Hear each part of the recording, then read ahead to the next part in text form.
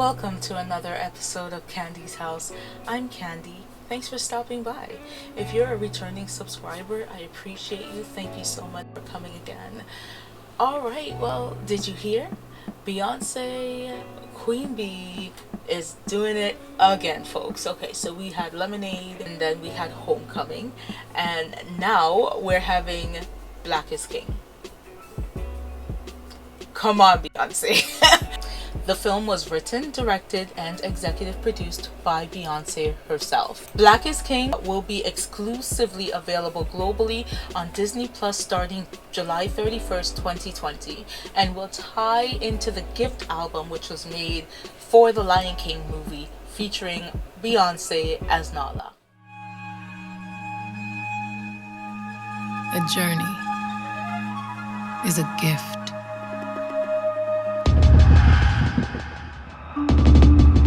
Who are you? I feel like I'm not a king yet, but like I got potential for it, but I'm not there yet 100%. The ancestors never left you.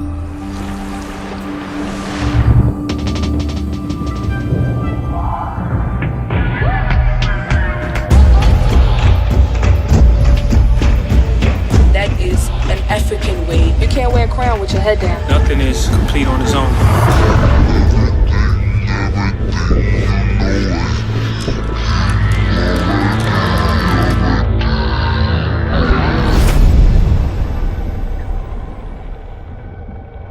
You are the king.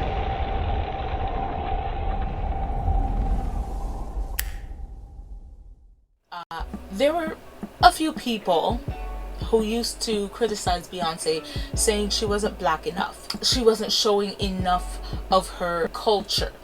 I have noticed over a few years, since about 2016, 2015, somewhere around there, Beyonce started showing more and more and more of her African American ancestry and pride in her music and aesthetics. But now she's being faced with criticism from the other side of the spectrum, who feel like she is catering only to one demographic and need to get back to making more mainstream music. And you know, we all know what that means, right?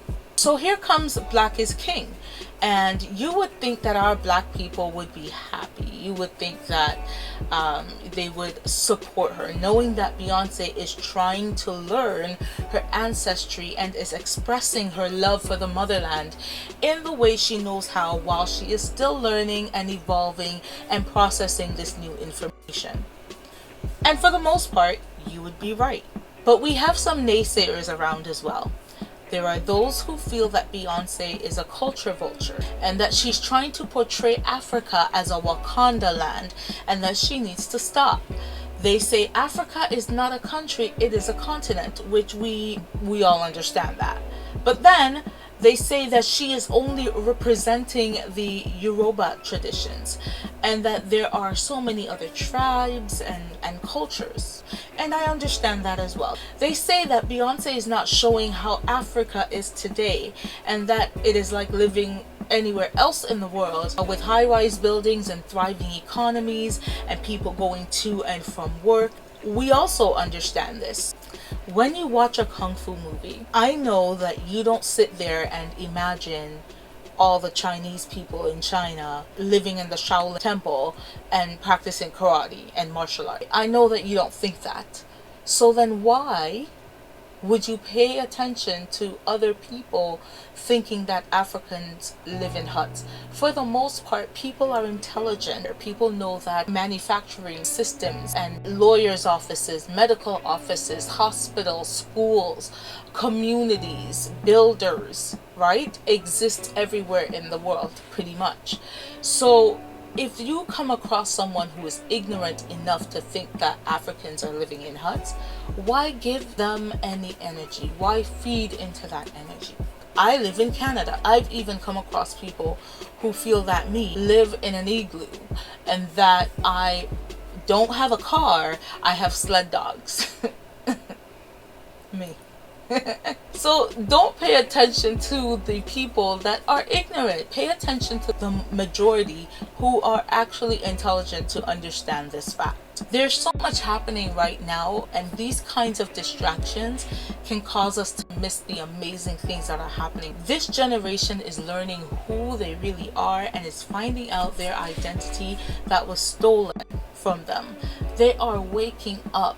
Beyonce is among those of us that are waking up, and we should celebrate that. We should lift her up, you know, give her an opportunity to learn and discover and enjoy the journey of the discovering of something beautiful, something meaningful, our ancestry, right? Give her that space. And just the title alone invokes encouragement and upliftment, telling our young black man to see himself as the king he is inside. That in and of itself is a message of empowerment and encouragement. She then goes on to show incredible visuals in the motherland, and she didn't stay on the surface. She showed that she knew some traditional things as well. It may not be your tradition, it is a part of Africa. I personally can't wait to see this film. I love Africa, and I pray that one day me and my family will be able to visit the motherland. A Twitter user posted saying, "Laughing my ass off. The annoying thing about the capitalist argument with Beyonce is Lemonade, her black album, is one of her lowest selling albums. So if we're talking profit, she wouldn't continue to make music highlighting blackness if it was solely for profit." Beyonce's mom then responds to that tweet. It is quite long, as you can see, but you get the message. What do you think about what some folks are saying about Beyonce's Black is King? Do you agree with the naysayers? Are you among those that love Beyonce and what she's doing and can't wait to see the film? Talk to me down in the comment section. You know I love a good conversation. You have yourself a good day, and thanks for coming by Kandy's